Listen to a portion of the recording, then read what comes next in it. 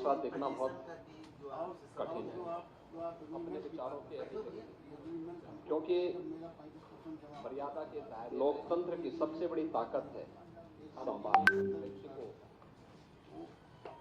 अपने विचारों के अभिव्यक्ति सदन के मंच मर्यादा के दायरे में सदन के पटल पर रखें, हम अपनी अभिव्यक्ति को, इससे बड़ी दूसरी बात नहीं हो सकती है। और सदन के मंच पर रखें, सदन के पटल पर रखें, इससे बड़ी दूसरी बात नहीं हो सकती है। और उत्तर प्रदेश जैसे राज्य के बजट को लेकर के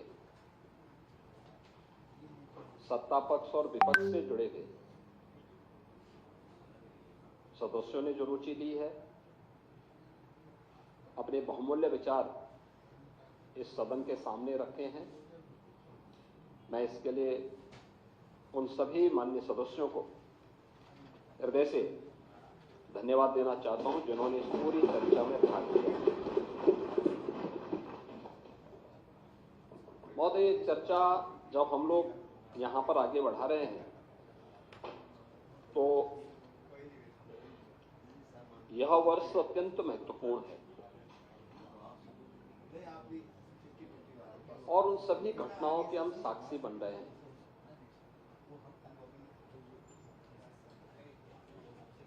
महाकुंभ प्रयागराज आज उत्तर प्रदेश ही नहीं बल्कि देश और दुनिया के हर उस व्यक्ति की मनोमस्तिष्क में छाता हुआ दिखाई दिया है, जो अपने आप में दुनिया की एक यूनिक इवेंट बनकर के लंबे समय तक दुनिया को अपनी ओर आकर्षित करेगा।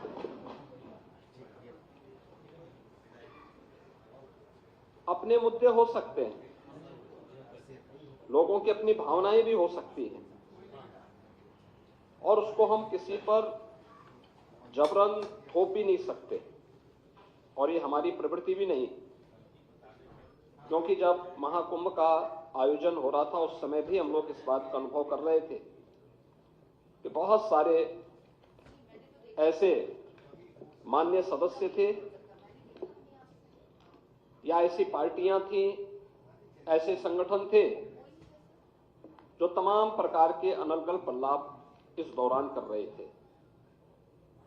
लेकिन उन सब से इतर रह करके हम लोग इन सभी घटनाओं के मौन साक्षी बन करके अपनी जिम्मेदारियों का निर्वहन कर रहे थे।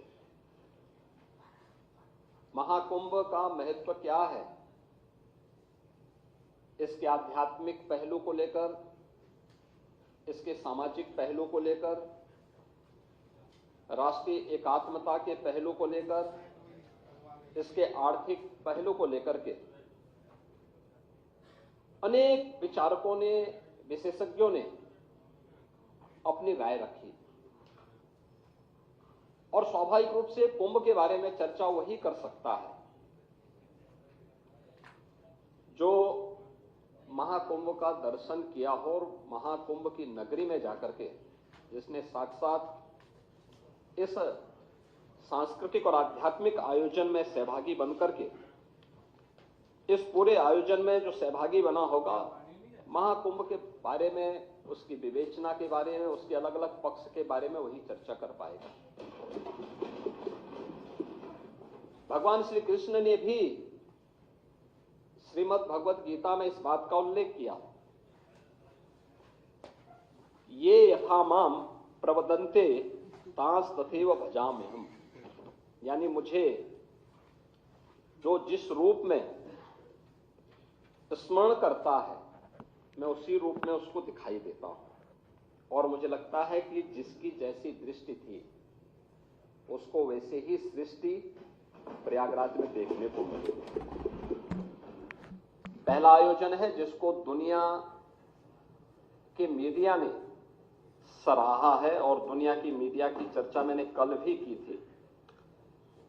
मैं उसको बहुत लंबा नहीं खींचना चाहूंगा, लेकिन फिर भी चाहे वह the wall street journal America का हो, BBC लंदन हो, एक्सप्रेस ट्रिब्यून हो, द न्यूयॉर्क टाइम्स हो, राइटर्स हो, द गार्डियन हो, CNN हो, इन सब ने इस महाआयोजन की तारीफ की, इस महाआयोजन की तारीफ की। और यूनेस्को के निदेशक टिम कर्टिस ने भी महाकुंभ के बारे में कहा कि 2019 के कुंभ को यूनेस्को ने मानवता की अमूर्त सांस्कृतिक धरोहर के रूप में मान्यता दी। उन्होंने कहा कि इससे पहले 2023 में इसके सामाजिक, आर्थिक और पर्यावरणीय प्रभावों की निगरानी की जा रही थी। कुंभ मेला प्राकृतिक और सांस्कृतिक धरोहर के रूप में विश्व को एक नई दृष्टि प्रदान कर रहा है और वे स्वयं भी महाकुंभ के हिस्सेदार बने थे, उसमें भागीदार बने थे। महोदय, आज का एक बहुत महत्वपूर्ण आर्टिकल है, मैं उसकी ओर भी सदन का ध्यान आकर्षित करना चाहूंगा और वह इसलिए भी आवश्यक है क्योंकि हमारे प्रतिपक्ष के जो माननीय सदस्य हैं वे जानते हैं देश के एक प्रतिष्ठित हिंदी आलोचक श्री सुधीर पचौरी को। ये हमारे संघ विचारधारा के नहीं है, भारतीय जनता पार्टी से भी उनका कोई संबंध नहीं है। वे हमारी विचारधारा या अन्य इस प्रकार के मुद्दों की अक्सर आलोचना और आलोचनात्मक कार्यों के लिए ही वो जाने जाते हैं। महाकुंभ के बारे में उन्होंने लिखा कि समाज अपने अनुभवों में जीता है। उन्होंने बहुत सारी चीजें इसमें लिखी हैं। उन्होंने लिखा है कि 45 दिन लंबे अनुभव में हर रोज 1 से 1.5 करोड़ की संख्या में आती संगम में सहज अनुशासित भाव से आस्था की डुबकी लगाती और उतनी शांति से वापस जाती भीड़ ने अपने सद्व्यवहार से दुनिया के मीडिया को आकर्षित और अभिभूत किया। लेकिन ये भारत के सनातन धर्म के अनुशासन को और उसकी आस्था को अभिव्यक्त किए जा रहे हैं विचार। उन्होंने ये भी लिखा है कि ऐसी उदारता, सहजता, सहनशीलता, विनम्रता और शालीनता गहरा आदर भाव पैदा करती है। यानी भारत के प्रति और सनातन धर्म के प्रति हर व्यक्ति के मन में या जो भाव है, आपने देखा होगा 66 करोड़ 30 लाख से अधिक श्रद्धालु आते हैं और इन 45 दिनों में प्रयागराज हो, उत्तर प्रदेश हो, कहीं भी कोई लूट की घटना नहीं, कोई अपहरण की घटना नहीं, कोई दुष्कर्म बलात्कार की घटना नहीं, कोई भी छेड़छाड़ नहीं, कोई भी ऐसी घटना नहीं जिसके बारे में कोई अपने आप को शर्मिंदा महसूस करे। ये सामाजिक अनुशासन नहीं तो क्या है? एकात्मता का इससे अच्छा उदाहरण। जाति के भेद, सारी सीमाएं टूट गई। कोई जाति का भेद नहीं, कोई पंथ का भेद नहीं, कोई संप्रदाय का भेद नहीं, कोई क्षेत्र का भेद नहीं।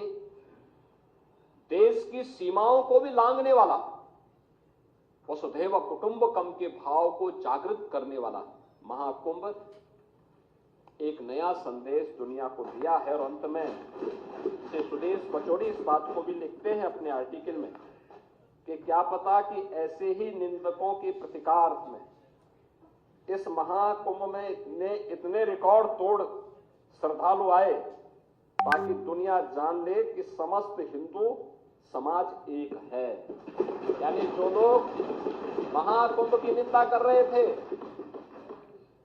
उनके बारे में वो कहते हैं कि जो लोग कभी पॉल्यूशन को लेकर के, कभी व्यवस्था को लेकर के, कभी किसी अन्य झूठी खबर को लेकर के तमाम प्रकार से इस महाकुंभ के आयोजन को किसी न किसी प्रकार से हतोत्साहित करना चाहते थे, लेकिन उन सब निंदकों को मुंहतोड़ जवाब देने के लिए जनता जनार्दन प्रतिकार के रूप में भी वहां पर उपस्थित होती हुई दिखाई दी। उन्होंने कहा कि नहीं, हम सब एक हैं, ताकि दुनिया जान ले कि समस्त हिंदू समाज एक है।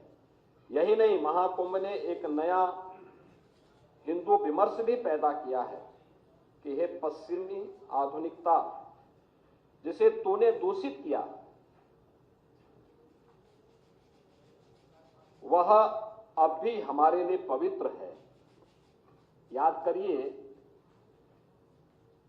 जिस गंगा की पवित्रता और अविरलता के बारे में प्रश्न उठ रहा था, 2014 के पहले, नमामि गंगे परियोजना के पहले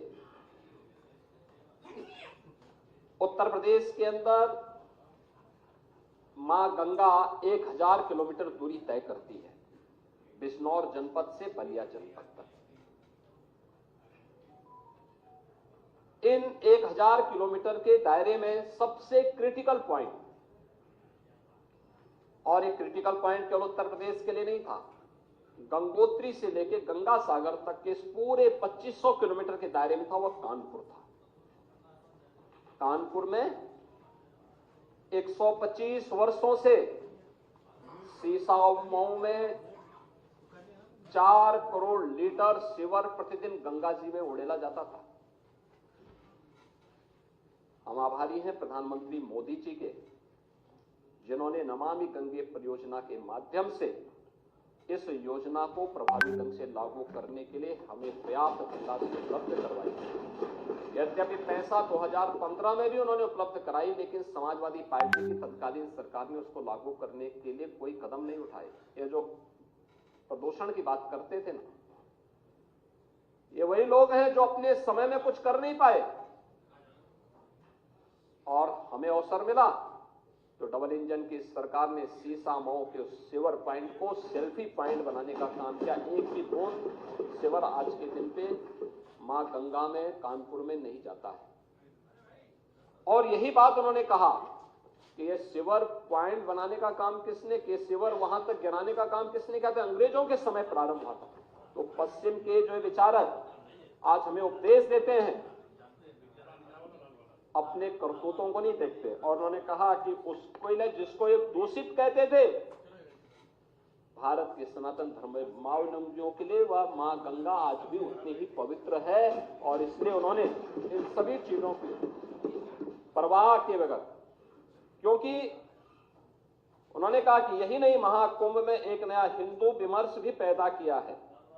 ये पश्चिमी आधुनिकता जिसे तूने दूषित किया, वह भी हमारे लिए पवित्र है, क्योंकि यही हमारी सुरसरी है, जो बहते बहते हरेक को पवित्र करती रहती है। और विज्ञान भी तो यही कहता है कि बहता हुआ जल अपने आप को पवित्र करता रहता है। हमारी नदी संस्कृति यही है। और आपने इस चीज को देखा होगा, मैंने पिछले दिनों जब मैं यहाँ पे राज्यपाल जी के भाषण में चर्चा के में भाग लेने के लिए यहां आया था, तब भी मैंने बताया था कि सेंट्रल पॉल्यूशन कंट्रोल बोर्ड के जो भी नमूने ले जाते थे वह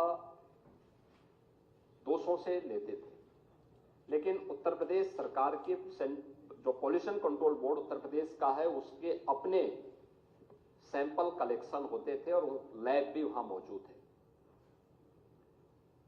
हमने कोई आउटसोर्स नहीं किया, बल्कि स्वयं के मैन पावर से सारे सैंपल लेते थे। और हम लोग देखते थे कि जिन क्षेत्रों में, खासतौर पर आबादी वाले उन क्षेत्रों में जहां भैंस गाय नदी से इस पार से उस पार जाते हैं, और वहां पे जब भैंस गाय नदी में नहाते हैं तो वहां पे फीकल कोलिफॉर्म की मात्रा बढ़ती है।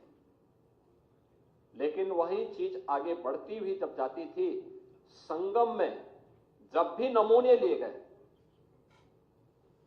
तो नमूने बीओडी के, डीओ के या फीकल कोलिफॉर्म के हमेशा वह शुद्धता के सभी मानकों को पूरा करते हुए दिखाई दिए हैं। और हर सैंपल को जनवरी से लेकर के फरवरी तक हर सैंपल वहां पे पास हुआ है। ये चीजें क्या दिखाती हैं कि हमारी मां गंगा या हमारी नदी संस्कृति हमेशा अपनी शुद्धता का ध्यान भी स्वयं रखती है, क्योंकि वही तो हमारी जीविका का आधार भी है और हमारे जीवन का आधार भी है। लेकिन आर्थिकी का पक्ष भी महत्वपूर्ण है और हम आभारी हैं प्रधानमंत्री मोदी जी के इस बात को लेकर के कि उन्होंने भारत की विरासत को विकास के साथ जोड़ने के साथ साथ आस्था को आजीविका के साथ जोड़ करके नए नए साधन उपलब्ध करवाए हैं देशवासियों के लिए। 2019 के पहले प्रयाग आपके काशी में कितने श्रद्धालु या टूरिस्ट आ पाते थे, उनकी संख्या सीमित थी। और काशी विश्वनाथ धाम बनने के बाद आज पूरी काशी नए कलेवर और काया के साथ दुनिया को अपनी ओर आकर्षित कर रही है। 13 जनवरी से लेकर के 27-28 फरवरी तक इन 45-50 दिनों तक पूरी काशी पूरी तरह पैक थी। 5 लाख से लेकर के 25 लाख श्रद्धालु प्रतिदिन वहां पे दर्शन करता था, मां गंगा में स्नान भी करता था और काशी के इस वैभव को भी देखता था, इस कलेवर और कायाकल्प को भी देख करके विभूत होता था और काशी के साथ साथ प्रदेश और देश के विकास में भी अपना योगदान करता था।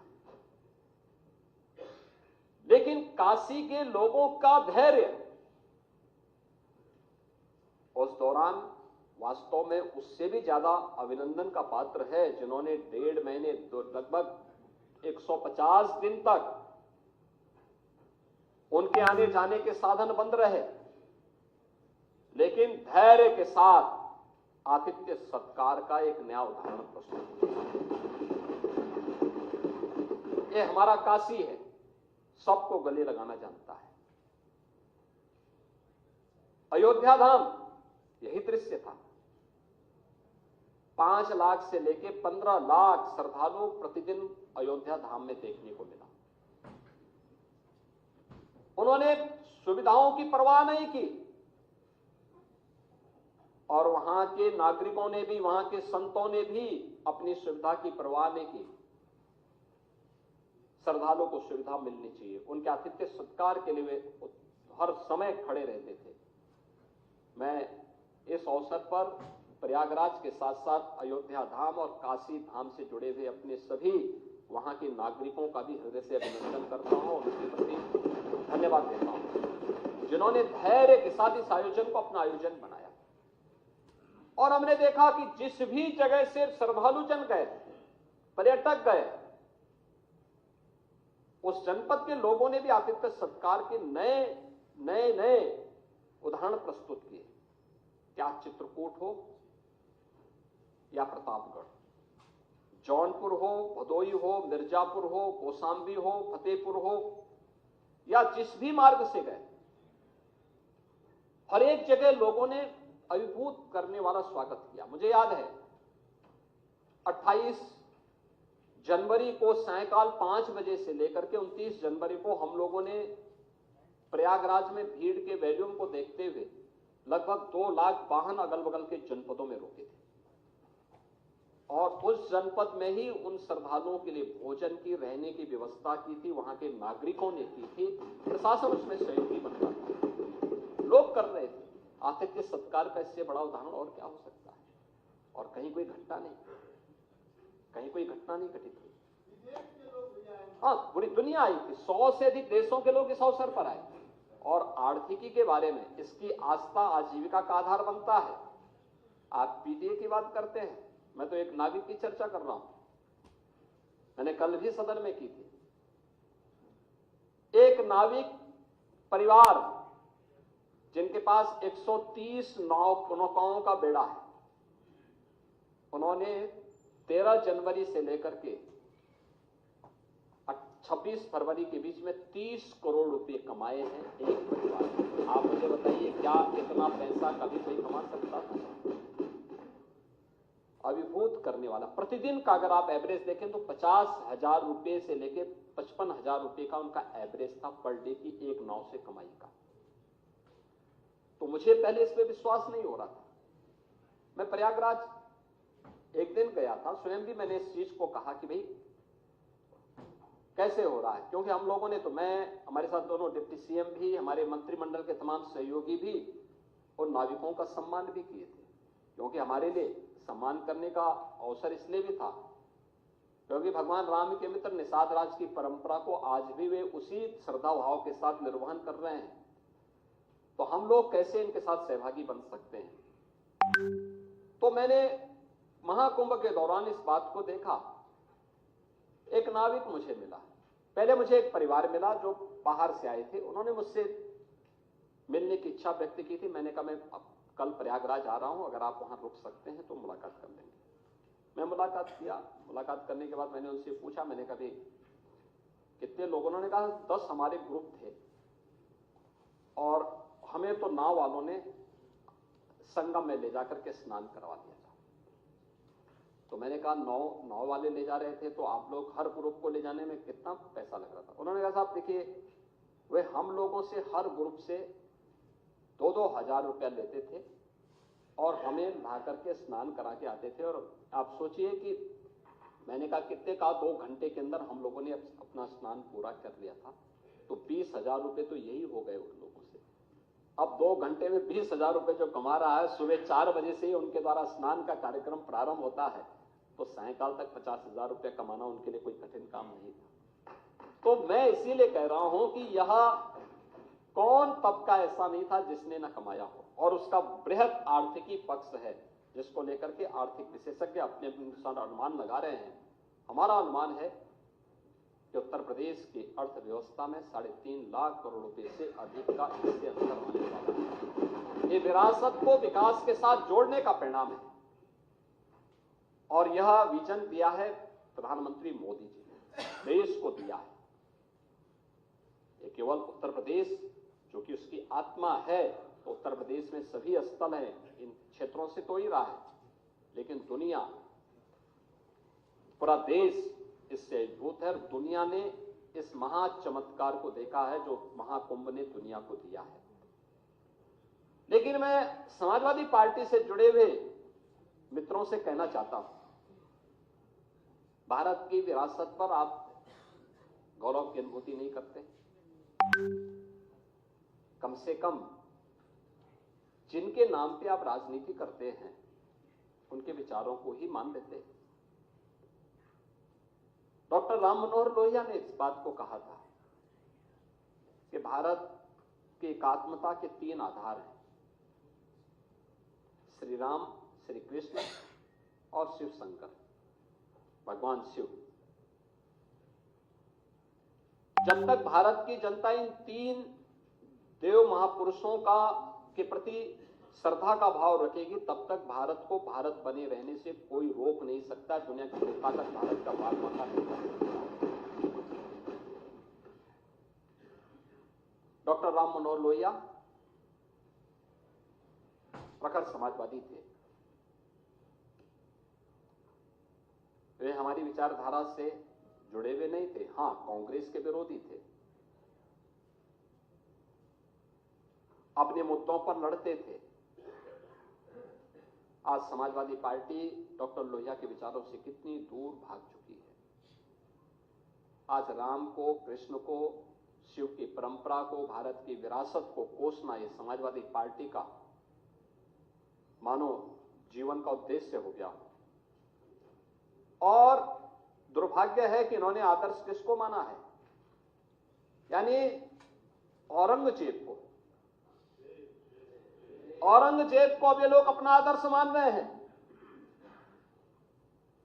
औरंगजेब का पिता शाहजहां अपनी जीवनी में लिखता है, अपनी आत्मकथा में लिखता है कि खुदा करे कि ऐसा कमबख्त किसी को पैदा न हो। उसने आगरा के किले में अपने बाप को कैद करके रखा, एक एक बूंद पानी के लिए तरसाया। और अगर इनको औरंगजेब पर गौरव की अनुभूति होती है तो ये लोग कम से कम पटना की खुदावंद लाइब्रेरी में जाकर के एक बार शाहजहां की ही जीवनी को पढ़ लें, देख लें, उसकी पीड़ा को देखें। हां, जिनका आचरण औरंगजेब जैसा है वे लोग तो औरंगजेब पर गौरव की अनुभूति करें, लेकिन भारत को कम से कम इस पर न करें और समाजवादी पार्टी को इसका जवाब देना चाहिए। भारत की आस्था पर प्रहार करने वाला दुर्दांत, धर्मांत, क्रूर शासक, उसको समाजवादी पार्टी आदर्श मानती है। जो भारत को रौंदने के लिए आया था, जजिया कर लगा रहा था, भारत का इस्लामीकरण कर रहा था। कोई सभ्य मुसलमान भी अपने पुत्र का नाम औरंगजेब नहीं रखता, क्योंकि इसे मालूम है यथा नाम तथा काम।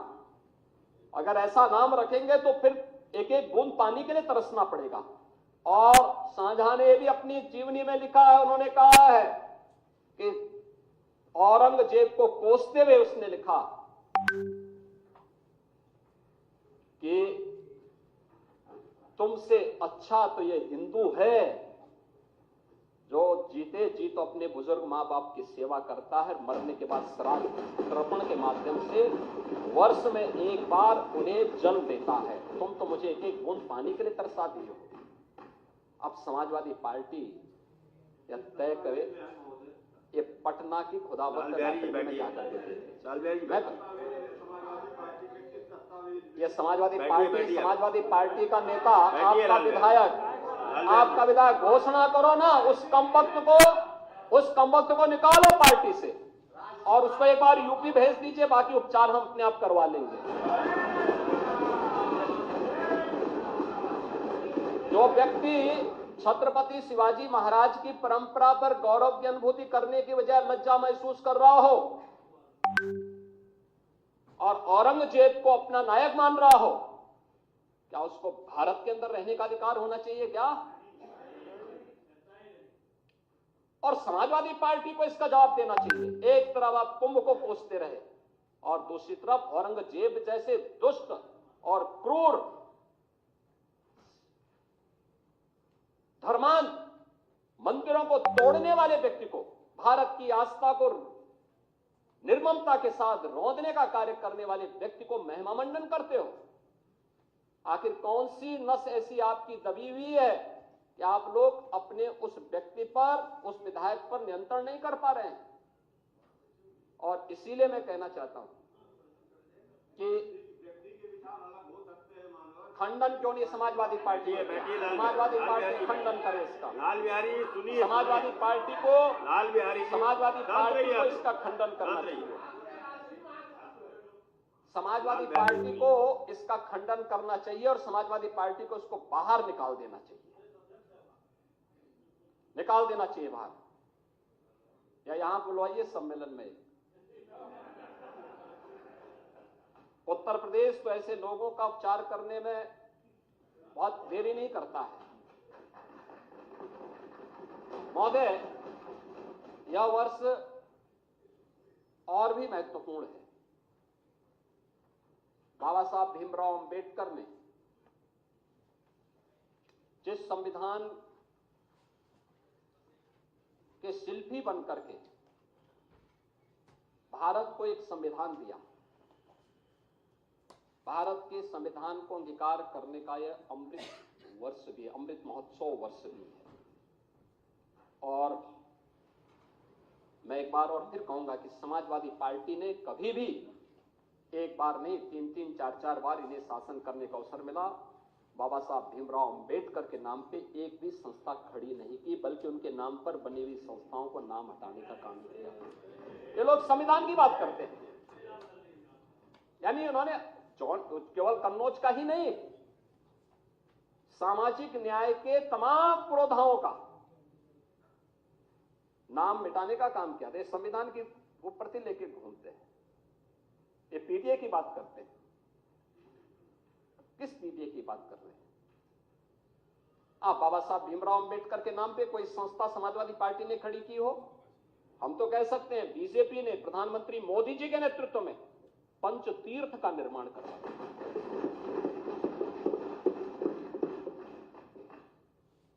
लखनऊ में डबल इंजन की भाजपा की सरकार बाबा साहब भीमराव अंबेडकर का अंतर्राष्ट्रीय स्मारक और सांस्कृतिक केंद्र का निर्माण कर रही है। हम दलित बच्चों को वहां से स्कॉलरशिप की सुविधा भी देने जा रहे हैं। अंबेडकर महासभा अभियान को लेकर के आगे बढ़ रही है। सामाजिक न्याय के इन महापुरुषों के बारे में सावित्रीबाई फुले के नाम पर लखनऊ के बाबा साहब भीमराव अंबेडकर विश्वविद्यालय में हमारी सरकार ने छात्रावास बनाया जिससे दलित बच्चे पढ़ सके। हमारी सरकार ने कन्नौज के मेडिकल कॉलेज का नामकरण बाबा साहब भीमराव अंबेडकर का जो नामकरण आप लोगों ने हटाया था, हम लोगों ने फिर से बाबा साहब भीमराव अंबेडकर के नाम से और इस बार के बजट में भी हम लोगों ने सामाजिक न्याय से जुड़े हुए इन सभी पुरोधाओं का सम्मान किया। आपकी पीड़ा को हम समझ सकते हैं। आप लोग एक परिवार से बाहर निकल ही नहीं सकते।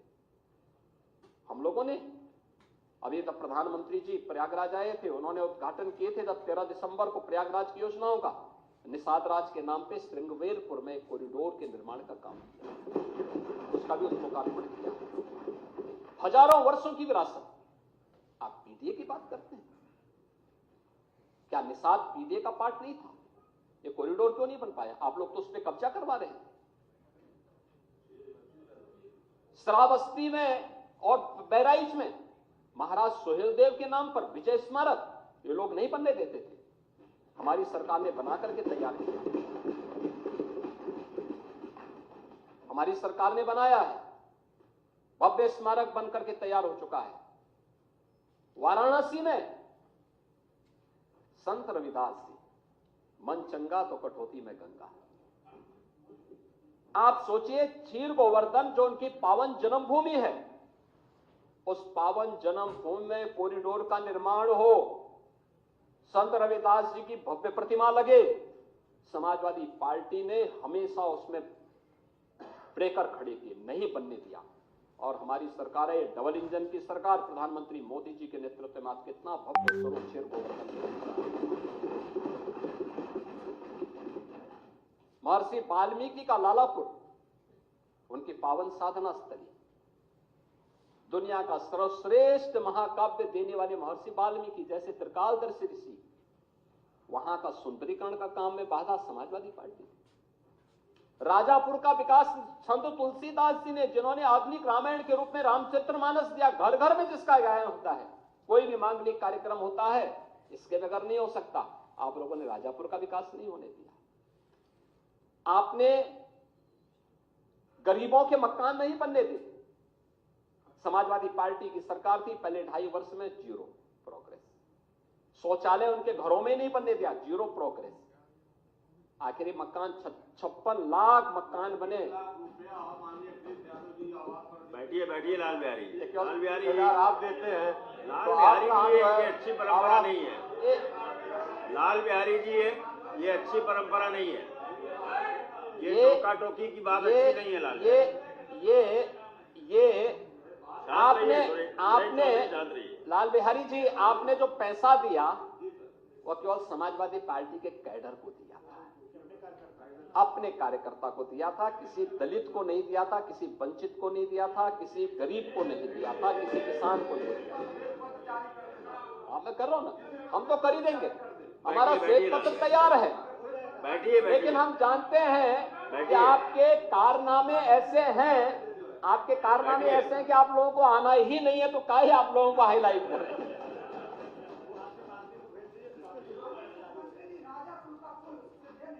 बैठिए डॉक्टर मान। अरे राजापुर की बात मत करिए, मैं कह रहा हूँ पर्यटन विकास के दृष्टि से आप बैठिए डॉक्टर मान। अभी हम विकास की चर्चा करने जा रहे हैं महोदय। ये कभी भी नहीं चाहते, और यह वर्ष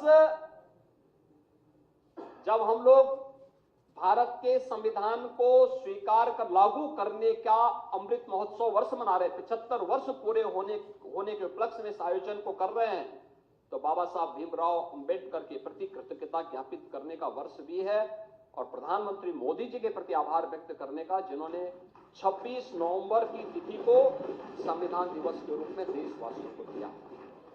हर वर्ष ये आयोजन हो रहे हैं और इसीलिए इस आयोजन के प्रति सरकार की प्रतिबद्धता, सरकार ने तय किया है कि अनुसूचित जाति जनजाति के छात्रों के लिए जो भी छात्रावास बनेंगे बाबा साहब भीमराव अंबेडकर के नाम पर ही हर जनपद में हम बनाने का काम करेंगे।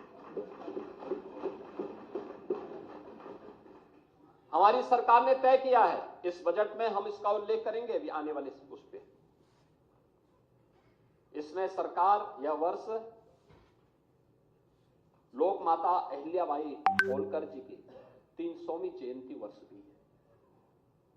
उनके प्रति कृतज्ञता ज्ञापित करने के लिए हम 7 स्थानों पर कामकाजी महिलाओं के लिए छात्रावास की सुविधा भी देने जा रहे हैं। ये अहिल्याबाई होलकर के नाम पे सभी आते हैं।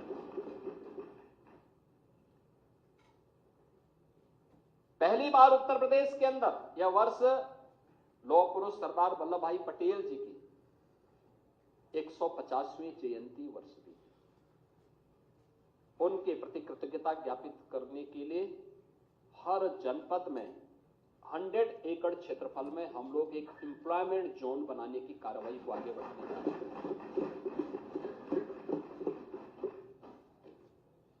ऐसी अनेक योजनाओं को लेकर आए हैं। भगवान बिरसा मुंडा की 150वीं जयंती है। भगवान बिरसा मुंडा महान स्वतंत्रता संग्राम सेनानी भी थे। जनजातीय समाज को एक नई दिशा दी थी उन्होंने। विदेशी ताकतों के खिलाफ लड़े थे। उनके प्रति कृतज्ञता ज्ञापित करने के लिए हम लोगों ने उनके नाम पर इमलिया कोडर बलरामपुर में पहले से ही एक म्यूजियम बनाया है, जनजातीय म्यूजियम। और ऐसे मिर्जापुर और सोनभद्र में भी इस प्रकार के म्यूजियम के निर्माण के कार्यक्रम को हमारी सरकार आगे बढ़ाने जा रही है। सरकार का कार्यक्रम अपने विरासत को आगे बढ़ा करके एक सर्वसमावेशी, सर्वस्पर्शी और लोक मंगल की कामना के बजट को लेकर के आगे आना था।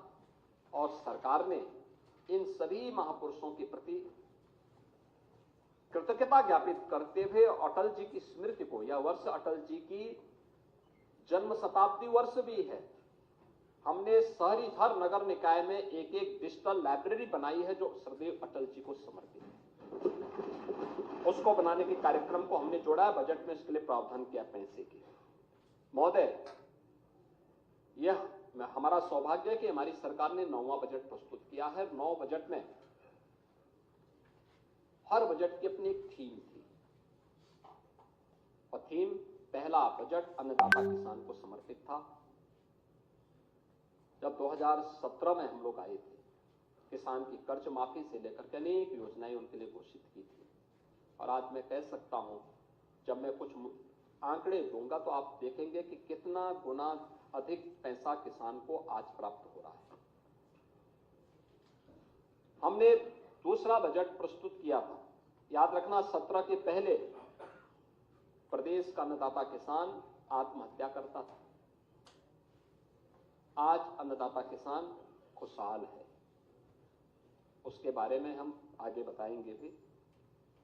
दूसरा बजट हमने प्रदेश के इंफ्रास्ट्रक्चर और औद्योगिक विकास को समर्पित किया था, जो किसी भी विकसित राज्य के या विकसित देश की एक आधारशिला बनती है और ये नए रोजगार का सृजन भी करता है। हमने इसको समर्पित किया था। तीसरा बजट प्रदेश की मातृशक्ति को समर्पित किया था। महिला सशक्तिकरण को लेकर मिशन शक्ति के कार्यक्रम को भी सरकार ने इस वर्ष लॉन्च किया था। चौथा बजट युवा शक्ति को समर्पित किया था और इसमें स्वामी विवेकानंद स्कीम के अंतर्गत 2 करोड़ युवाओं के लिए टैबलेट और स्मार्टफोन वितरण के कार्यक्रम को हम लोगों ने आगे बढ़ाया था। और प्रदेश में अनेक रोजगार के अवसर सृजित करने के नए नए कार्यक्रमों को हमने आगे बढ़ाया था।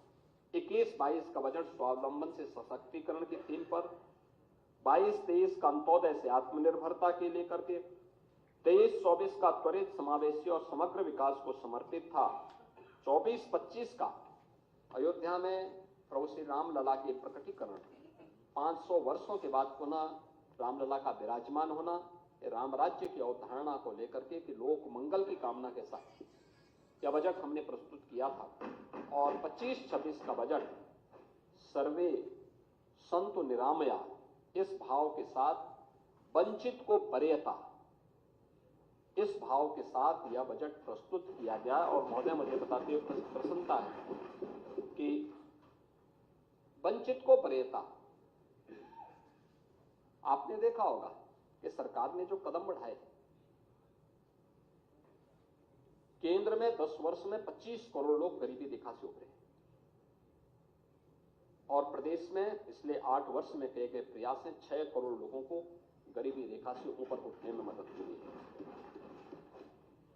बजट में हम लोगों ने अंत्योदय से एक उन्नत अर्थव्यवस्था के रूप में, ईज ऑफ लिविंग से ईज ऑफ डूइंग बिजनेस तक, कृषि से लेकर के गरीब कल्याण तक, आस्था से आजीविका तक, शिक्षा से स्वावलंबन तक, संस्कृति से समृद्धि तक और महिला सशक्तिकरण के संकल्प को हम लोगों ने सम्मिलित करते हुए एक विकसित उत्तर प्रदेश की आधारशिला इसके माध्यम से हम लोग रखेंगे। यह हम लोगों ने इस बजट में इस थीम के साथ काम करना प्रारंभ किया है और इस आधार पर लगभग इस बार का जो हमारा बजट है, जो यहाँ पे माननीय सदस्यों ने अपने भाषण में यहाँ पे कहा होगा कि 8,08,736 करोड़ रुपए का यह बजट हम लोगों ने उत्तर प्रदेश की जनता जनार्दन को समर्पित किया है। इसमें अगर आप देखेंगे 16-17 की तुलना में यह लगभग 2.5 गुना बढ़ा है और 24-25 की तुलना में लगभग 10% अधिक है। बढ़ा हुआ बजट का आकार ये केवल एक व्यय नहीं है, बल्कि अंतिम पायदान पर विकास की पहुंच, उत्तर प्रदेश का इंफ्रास्ट्रक्चर डेवलपमेंट, आम जन के जीवन स्तर को ऊपर उठाने और प्रति व्यक्ति आय को बढ़ाने के साथ साथ आर्थिक विकास को तेज करने की एक ईमानदार प्रतिबद्धता को दोहराने का कार्य कर रहा है। और सरकार ने उन्हीं भावों के साथ इस बजट को प्रस्तुत किया है, जिसमें बहुत सारी चीजें हम लोगों ने इसके माध्यम से दी है, जिसमें सबसे महत्वपूर्ण बात है कि 2,25,000 करोड़ रुपए से अधिक की राशि केवल कैपिटल एक्सपेंडिचर के लिए, यानी कैपिटल एक्सपेंडिचर का मतलब बुनियादी ढांचागत विकास के लिए। ये विकास की गति को तीव्र करता है, अर्थव्यवस्था को सुदृढ़ करता है और रोजगार के अनेक अवसर का सृजन करता है। और यह एक बड़ी राशि उत्तर प्रदेश के बजट में हम लोग प्रस्तुत करते आए हैं। अगर 16-17 की तुलना में हम देखेंगे तो प्रति व्यक्ति आय को हमें दोगुने से अधिक करने में सफलता प्राप्त हुई है।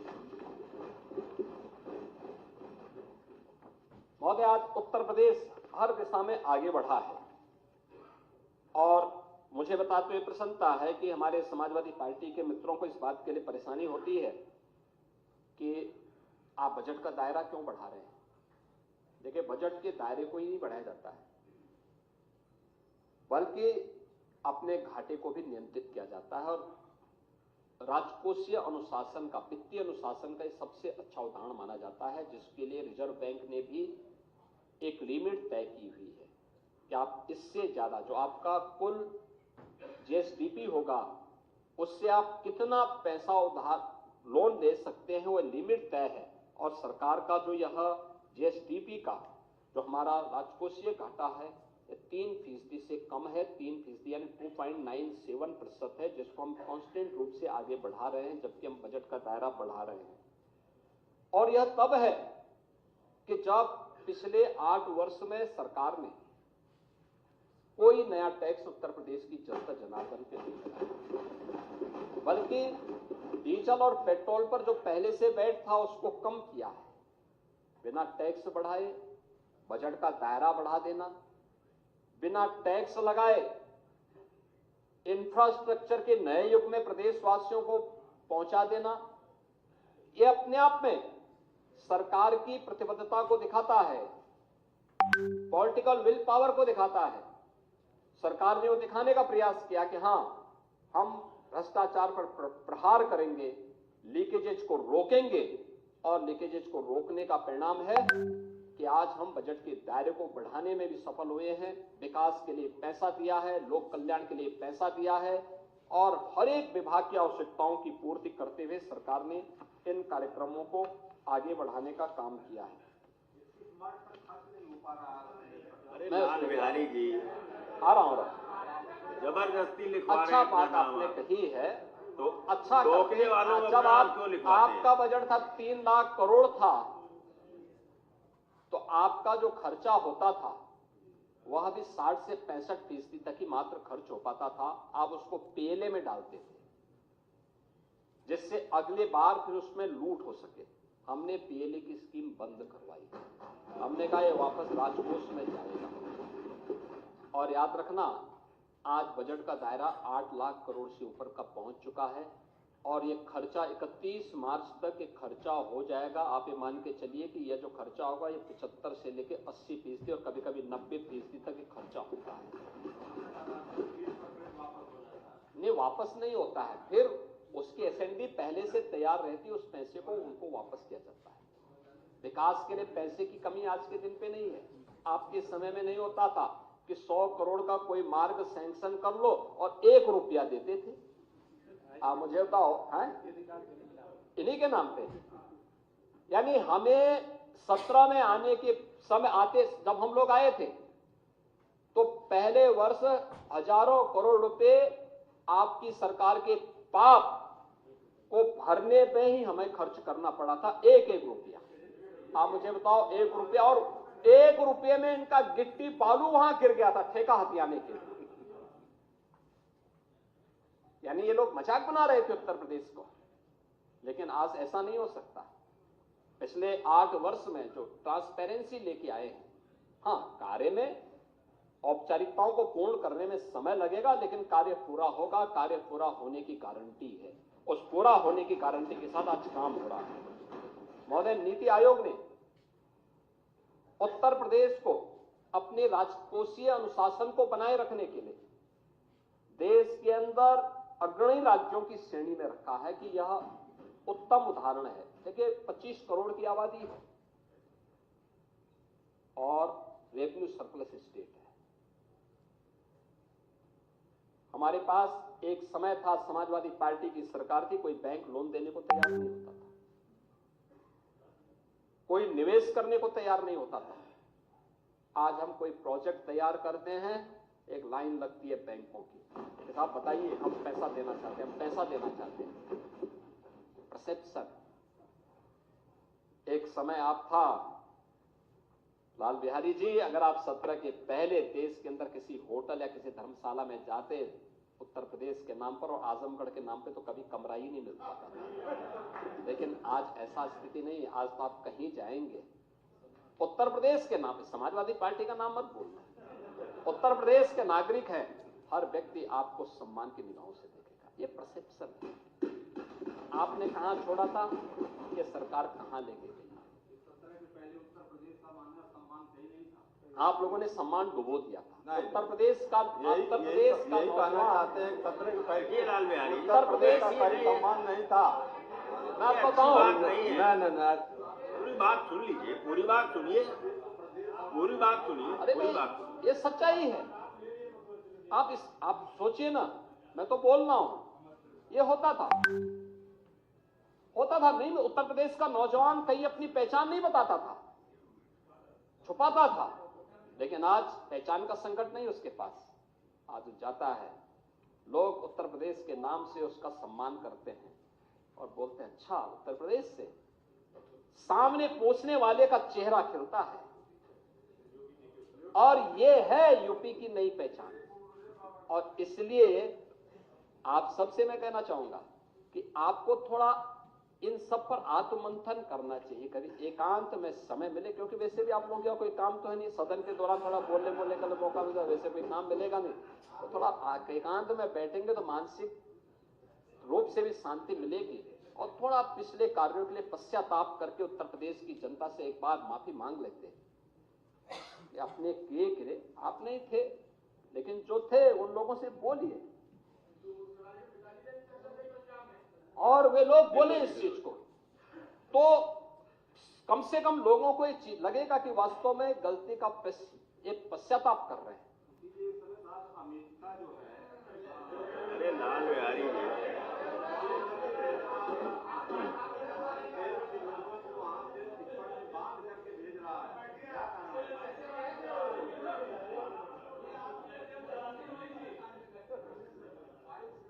सभापति जी,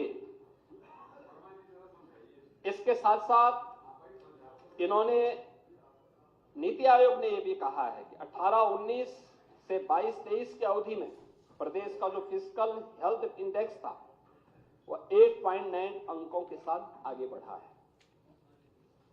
और प्रदेश में 18 से 23 की अवधि में जो हमारा कैपिटल एक्सपेंडिचर है वह भी 14.8% से 19.3% के मध्य रहा है, यानी एक बहुत बेहतर स्थिति में उत्तर प्रदेश तेजी के साथ आगे बढ़ा है।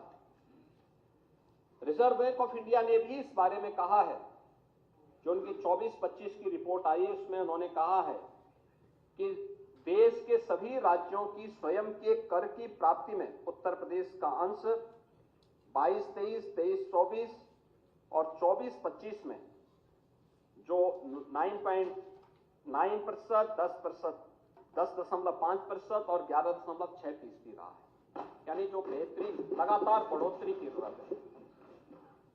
उन्होंने ये भी कहा है कि उक्त वर्षों में सभी राज्यों में राजस्व प्राप्ति के सापेक्ष ब्याज पर व्यय, यानी जो सरकारों ने कर्ज लिया होता है उस कर्ज पर सरकार जो व्यय कर रही है वह अन्य राज्यों में है 12.6%, 12.3% और 12.1%, जबकि यूपी का है 10.3%, 9.4%, 8.9%, यानी हम लगातार नीचे जा रहे हैं क्योंकि हम कर्जा कम ले रहे हैं, हमारे पास रेवेन्यू है, हम अपने पैसे का उपयोग बेहतर तरीके से यूपी के विकास के लिए कर रहे हैं। ये कुछ आंकड़े हैं जो आप लोगों की आंखों को खोलने वाला होना चाहिए और इसके साथ ही जो उत्तर प्रदेश की जीएसडीपी है, आपके समय में, मैं आपके समय की बात नहीं कर रहा हूं, 1950 से लेकर के 2017 तक ये पहुंच पाई थी मात्र 12.75 लाख करोड़ तक, 12.75 लाख करोड़, और 17 से लेकर के 25 के बीच में, 24 के बीच में, ये केवल 24-25 का हम आंकड़े दे रहे हैं, इस 31 मार्च तक के भी आंकड़े हम उसके साथ जोड़ लें तो 25 तक ही हम मान लेते हैं। ये जो आंकड़े हैं ये बताते हैं कि सरकार के प्रयास किस दिशा में आगे बढ़े हैं। अगर वही प्रयास आपने किए होते तो उत्तर प्रदेश देश का अग्रणी अर्थव्यवस्था होती। जो 12.75 करोड़ पिछले 70 वर्षों में था, मात्र 8 वर्ष में सरकार उसको 27.51 करोड़ तक पहुंचाई और हम लोग इस बात को मानते हैं कि 25 इस वित्तीय वर्ष, यानी जो 25 से हमारा 1 अप्रैल से 25-26 का वित्तीय वर्ष प्रारंभ होगा, इसके अंत में हम इसको लगभग 32 लाख करोड़ तक पहुंचाने के लक्ष्य के साथ काम कर रहे हैं। विदेशी कर्ज यहां नहीं होगा। आपके आंकड़े पता नहीं कहां के आंकड़े हैं। लाल बिहारी जी बढ़ा है पर आपका कुछ न कुछ जब से देश स्वतंत्र हुआ यूपी का 55 लाख करोड़ रुपया था और जब से भारतीय जनता पार्टी की सरकार आई 14 से 9 साल में 147 लाख करोड़ रुपया विदेशी कर्ज बढ़ गया। के विकास को देखिए, सुनने का अभ्यास डालिए, सत्य सुनने का अभ्यास डालिए। लाल बिहारी जी, सत्य सुनिए, सत्य कड़वा होता है। अगर आपने यहाँ पे हमारे दयाशंकर मिश्रा दयालु जी के भाषण को थोड़ा सुना होता, उन्होंने बहुत अच्छा भाषण दिया लेकिन बहुत संक्षेप में दिया। उन्होंने एक बात कही, जो ब्रिटेन हम पर शासन किया था 200 सालों तक, भारत ने अपनी आजादी के अमृत महोत्सव वर्ष में उस ब्रिटेन को पछाड़ करके जो दुनिया की 5वीं बड़ी अर्थव्यवस्था बना है, ये प्रधानमंत्री मोदी जी के नेतृत्व में बना है। भारत की अर्थव्यवस्था का दायरा बढ़ेगा तो यहां पर पूंजीगत निवेश के लिए और वेलफेयर की स्कीम के लिए कर्ज का दायरा भी उसमें बढ़ेगा। लेकिन यह सरकार के उसमें है और आपने इसकी चर्चा तो की, आपने यूएस की चर्चा नहीं की, इंग्लैंड की चर्चा नहीं की, जिस इंग्लैंड में आपके नेता निवेश करते हैं अपना। आप थोड़ा वहां की भी चर्चा कर लो ना। आप जापान की चर्चा करिए, इनके पास कितना इन लोगों ने कर्जा लिया है। अगर उनके सामने आप भारत का देखेंगे तो ये बहुत कम है, बहुत कम है। और भारत का जो भी है वो अपने नियंत्रण में है। और भारत को आज जिस दिशा में प्रधानमंत्री मोदी जी लेके गए हैं, 27 में भारत दुनिया की तीसरी बड़ी अर्थव्यवस्था भी बनेगा। इसके लिए जो रिफॉर्म, परफॉर्म और ट्रांसफॉर्म की नई संस्कृति को प्रधानमंत्री मोदी जी ने दिया है, ये उसी का परिणाम है। आप लोगों की समझ और बुद्धि से थोड़ा ऊपर का विषय है, आप लोगों को थोड़ा उसके बारे में सोचना चाहिए। लेकिन मैं इस बात को कह सकता हूं कि 2023-24 में अगर आप देखेंगे, देश की जीडीपी 9.6% की दर से बढ़ा है और उत्तर प्रदेश की 11.6% की दर से आगे बढ़ा। यानी जो कदम हमने प्रधानमंत्री मोदी जी के मार्गदर्शन में उत्तर प्रदेश के अंदर उठाए हैं, इसके परिणाम बेहतरीन तरीके से हुए हैं। डिजिटल मैकेनिज्म जो यूपी के अंदर लागू हुआ है, उसका परिणाम शासन की कार्य पद्धति में एक ट्रांसपेरेंसी के रूप में भी सामने देखने को मिला है। और आज मुझे बता, जो मैंने कहा ना कि उत्तर प्रदेश ने कोई नया टैक्स नहीं लगाया। आपने महाकुंभ के दौरान, आप लोगों को खैर फुर्सत कहां ये सब सुनने की, जो बाहर के लोग आते थे वो उत्तर प्रदेश के अंदर डीजल या पेट्रोल लेते थे तो उनके राज्य की तुलना में सस्ता होता था। तमिलनाडु की तुलना में, कर्नाटक की तुलना में या पंजाब की तुलना में सस्ता होता था। तो वे लोग आकर के यहां कहते, साहब देखिए यूपी में तो डीजल पेट्रोल भी सस्ता है। यानी आप लोग वहां जनता का शोषण वहां भी आपके मित्रगण कर रहे हैं। तो हम लोगों ने यहां पे डीजल पेट्रोल की दर देश में सबसे कम है और उस सबके बावजूद भी उत्तर प्रदेश तेजी के साथ आगे बढ़ रहा है। डिजिटल लेन देन, जो मैंने कहा ना, एक शासन की कार्य पद्धति में ट्रांसपेरेंसी को लाता है और इसका एक बेहतरीन उदाहरण बनकर के उत्तर प्रदेश उभरा है। 2017-18 में केवल 122.84 करोड़ का डिजिटल ट्रांजैक्शन हुआ था और अगर 24-25 के दौरान हम इसको देखेंगे तो यह है 1024.41 करोड़ का डिजिटल ट्रांजैक्शन, कई गुना बढ़ा है। और यूपी में डिजिटल लेन देन अपनाने में पूरे देश में नंबर 1 पर है और इसमें से आधे से अधिक तो केवल यूपीआई के माध्यम से ही हुए हैं। इसके लिए बैंक की शाखाएं खोली गई, 20,416 बैंक की शाखाएं हैं, 4,932 बैंक मित्र हैं, 18,000 से अधिक 18,747 एटीएम है, 4,40,000 से अधिक बैंकिंग केंद्र हैं जो वहां पर लोगों को सुविधाएं उपलब्ध करवा रहे हैं। डीबीटी के माध्यम से लाभार्थियों तक सीधे पैसा पहुंचाने में भी उत्तर प्रदेश नंबर 1 पर है। अगर हम 11 विभागों के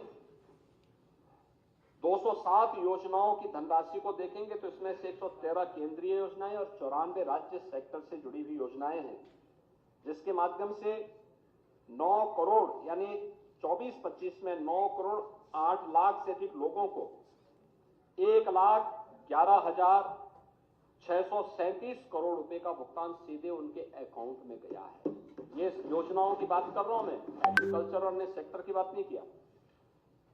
इस दौरान उत्तर प्रदेश ने एफडीआई को भी, ये फॉरेन डायरेक्ट इन्वेस्टमेंट को भी यहां आमंत्रित करने में सफलता प्राप्त की है और जिसमें अप्रैल 2000 से लेकर के 2017 तक कुल 3,303 करोड़ रुपए का एफडीआई यूपी के अंदर आया था और 17 से 24 के बीच में यह आया है 14,008 करोड़ रुपए से अधिक का, यानी आपसे कई गुना। जो आप 17 वर्ष में नहीं कर पाए वह काम उससे कई गुना यहाँ पे इन्वेस्टमेंट उत्तर प्रदेश इन 8 वर्ष में लाने में सफल हुआ है।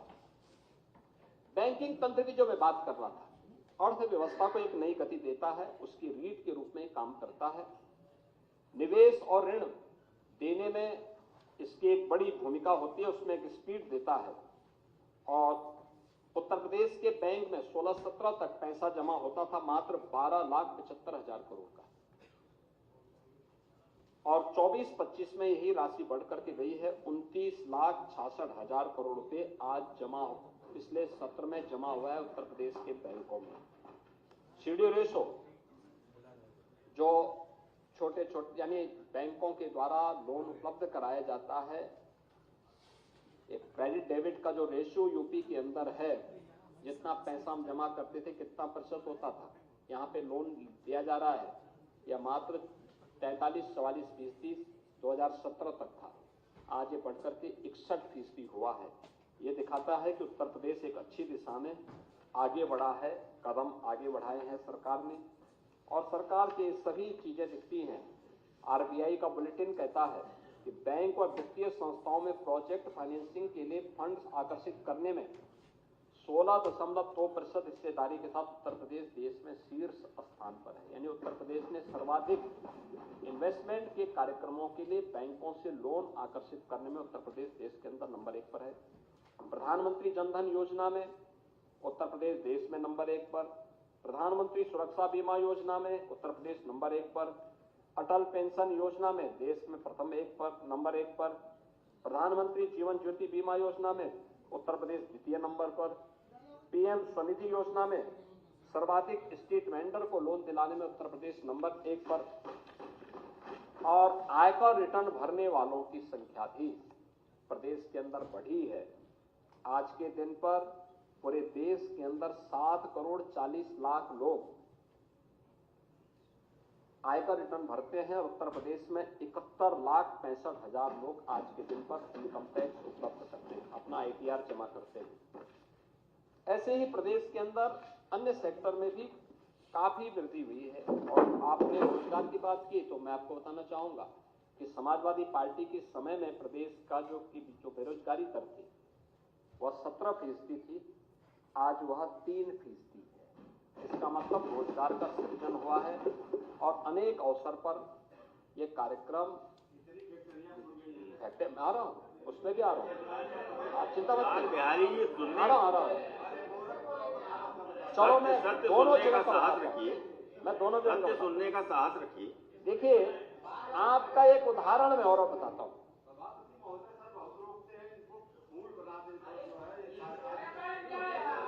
ये फूल ही है, वह कुर्सी फूल ही है, फूल नहीं। बैठिए लाल बिहारी। फूल नहीं, फूल कोई शब्द, फूल तो गुलदस्ता में खड़ा होता है,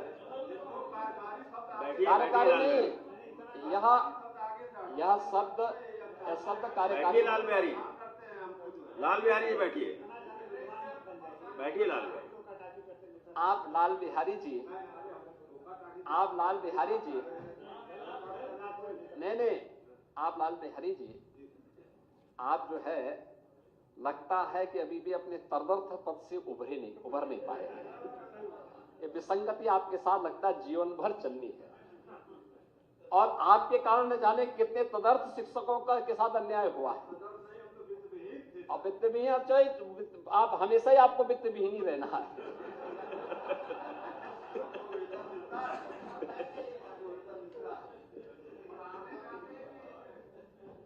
लेकिन बेरोजगारी की दर आपके समय में क्या थी, क्यों थी बेरोजगारी? यूपी जैसे पोटेंशियल स्टेट में, जिस राज्य में अनंत संभावनाएं थी, देश की सबसे अच्छी कृषि भूमि हमारे पास, सबसे अधिक एमएसएमई हमारे पास, सबसे अच्छा जल संसाधन हमारे पास, सबसे अधिक रेल नेटवर्क हमारे पास, और सबसे बड़ी आबादी हमारे पास, और सबसे अच्छी यूथ पावर हमारे पास थी। उस प्रदेश को आप कहां पहुंचाती? कृषि आत्महत्या किसान करता था, युवा पलायन करता था, कानून व्यवस्था की बदहाल स्थिति, और बदहाल स्थिति किस कदर थी, हर दूसरे तीसरे दिन दंगे होते थे। तो यहाँ पे कोई निवेश करके अपनी सुरक्षा को, अपनी पूंजी व्यक्ति सुरक्षित दे, तो पूंजी कैसे सुरक्षित होती, कैसे कोई निवेश करता है? नहीं कोई आता और कोई नहीं आता था। और इसीलिए आपके समय में क्या क्या गुल खिलाए जाते थे, कारनामे देखो ना, आप लोग तो अपने कारनामों से परेशान हैं कि समाजवादी पार्टी की सरकार में बेरोजगारी भत्ते को देने के लिए 20 करोड़ रुपया बेरोजगारी भत्ता बांटने के लिए 15 करोड़ रुपए समारोह में खर्च कर डाले। ये इनके कारनामे थे। अब आप उसकी बात कर रहे हैं। अब मैं आ रहा हूं औद्योगिक निवेश के बारे में। आप ध्यान से सुनिए। देखिए, उत्तर प्रदेश के अंदर औद्योगिक निवेश की रीढ़ बनती है कनेक्टिविटी की। उत्तर प्रदेश एक ऐसा राज्य है जिसमें जल में भी, थल में भी और नभ में भी बेहतर कनेक्टिविटी उत्तर प्रदेश में हुई है इस डबल इंजन सरकार में। उत्तर प्रदेश जाना जाता था लैंडलॉक्ड स्टेट। लैंडलॉक्ड स्टेट का मतलब यहां से एक्सपोर्ट की संभावना कम है, यह माना जाता था। हम आभारी हैं प्रधानमंत्री मोदी जी के, जिन्होंने हल्दिया से वाराणसी के बीच में वाटरवे नंबर 1 यूपी के अंदर प्रारंभ किया है और ये चालू हो गया है। आज हम लैंडलॉक्ड स्टेट से उबर चुके हैं। हमारी पूर्वी बंदरगाह के लिए बेहतर कनेक्टिविटी इसके माध्यम से प्राप्त हो चुकी है। Eastern and western freight corridor, इसका जंक्शन भी यूपी में है और यूपी के ईस्टर्न जो फ्रेट कॉरिडोर, यह सर्वाधिक यूपी के अंदर जा रहा है। 56% भाग इसका यूपी के अंदर है। ये माल यातायात को तीव्र गति से पहुंचाने में यह कॉरिडोर काम कर रहा है। ये भी डबल इंजन की भारतीय जनता पार्टी की, मोदी जी के नेतृत्व की सरकार बनाई है। वेस्टर्न फ्रेट कॉरिडोर जो मुंबई बंदरगाह की पहुंच को और आसान बनाता है, उसका भी एक बड़ा भाग यूपी से होके जाता है। ये भी मोदी जी की देन है। यूपी के अंदर एक्सप्रेसवे, देश गंगा एक्सप्रेसवे बनने के बाद यह 55% एक्सप्रेसवे देश का यूपी के पास होगा। रेलवे का सबसे बड़ा नेटवर्क यूपी के पास है। सबसे अधिक मेट्रो सिटी यूपी के पास। देश की पहली रैपिड रेल यूपी के पास। 12 लेन का एक्सप्रेसवे दिल्ली मेरठ के बीच यूपी के पास। ये सभी डबल इंजन सरकार की ताकत है और इसीलिए औद्योगिक निवेश की व्यवस्था को और बेहतर बनाने के लिए हमने इनलैंड वाटरवे अथॉरिटी का गठन किया है, जो बलिया से अयोध्या के बीच और काशी से प्रयागराज के बीच भी वाटरवे की संभावनाओं को तीव्र गति से आगे बढ़ा सके। इसके साथ ही हमने कुछ नए एक्सप्रेसवे की घोषणा और उसके लिए धनराशि की व्यवस्था भी की है इस बजट में। गंगा एक्सप्रेसवे को आगरा लखनऊ एक्सप्रेसवे के साथ जोड़ने के लिए फर्रुखाबाद होते हुए इसको जोड़ने के लिए एक एक्सप्रेसवे के लिए धनराशि दी है।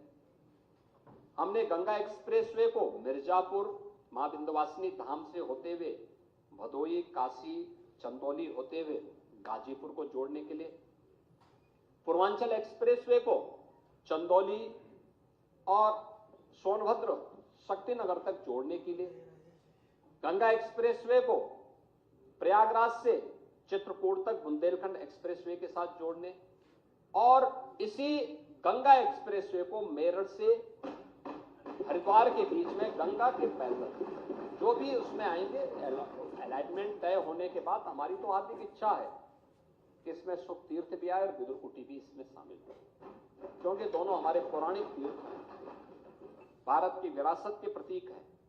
लेकिन अलाइनमेंट और एनजीटी के क्लियरेंस मिलने पर निर्भर करेगा। हम हमारी कनेक्टिविटी को हरिद्वार तक पहुंचाने की भी एक पूरी वो है और उसको हम लोग आगे बढ़ाने का काम कर रहे हैं। प्रयागराज में 2-2 पुल के लिए पैसे की व्यवस्था की गई है। नैनी में सिग्नेचर ब्रिज के पैरेलल और शास्त्री ब्रिज के पैरेलल मां गंगा के ऊपर भी एक ब्रिज बनाने की कार्रवाई को भी 700 करोड़ रुपए की व्यवस्था हम लोगों ने बजट में ऑलरेडी कर दी है।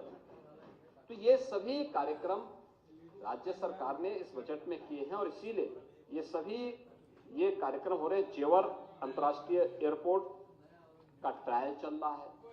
हमारा प्रयास है इसी वर्ष हम उसको आगे बढ़ाएंगे। ये देश की नहीं दुनिया का बड़े सबसे बड़े एयरपोर्ट में से एक होगा। और सरकार की बेहतरीन कानून व्यवस्था की स्थिति का परिणाम है कि 45 लाख करोड़ रुपए के एमओयू में से हम लोगों ने 15 लाख करोड़ को अब तक हम लोग जमीनी धरातल पर लागू कर चुके हैं, जिनमें से कई इकाइयां अपना प्रोडक्शन प्रारंभ कर चुकी हैं और 60 लाख से अधिक युवा इसमें नौकरी और रोजगार प्राप्त किए हैं। आपने गोरखपुर की बात की। गोरखपुर में लगभग अब तक 15,000 करोड़ रुपए से अधिक का निवेश जमीनी धरातल पर उतर चुका है। वाराणसी में हमारा एक फ्रेड विलेज ही डेवलप हो रहा है, जो लॉजिस्टिक की दृष्टि से पूरे ईस्टर्न यूपी के कार्गो को वहां से हल्दिया पूर्वी बंदरगाह तक पहुंचाने का एक बेहतरीन माध्यम बनेगा। समस्या यह है कि इनके लिए अच्छा इंफ्रास्ट्रक्चर चाहिए और कानून व्यवस्था की बेहतर स्थिति चाहिए, और आप दोनों के दुश्मन हैं। आप लोग तो दोनों के दुश्मन रहे हैं। तो ये सभी कार्य, इसके अलावा प्रदेश के अंदर और भी अन्य योजनाओं के लिए गांव जोड़ो अभियान के तहत हम लोगों ने कार्य आगे बढ़ाए हैं। 33 सेक्टोरियल पॉलिसीज यहां पे निवेश लागू करने के लिए बनाए हैं। विश्वकर्मा श्रम सम्मान और ओडीओपी योजना ने उत्तर प्रदेश को एक नई पहचान दी है, और भी अन्य कार्यक्रमों के साथ जो इस बार हम लोग अपने कार्यक्रम को आगे बढ़ा रहे हैं। यहां पे लखनऊ हरदोई के बीच में एक मेगा इंटीग्रेटेड टेक्सटाइल पार्क प्रधानमंत्री मित्र योजना के माध्यम से उसको लागू किया जा रहा है। लगभग 1200 एकड़ क्षेत्रफल में एक पार्क बनने जा रहा है। इसके साथ ही अन्य तमाम स्कीम यहां पे लागू की गई हैं, और सरकार ने इस बजट में घोषणा की है कि 10 जनपदों में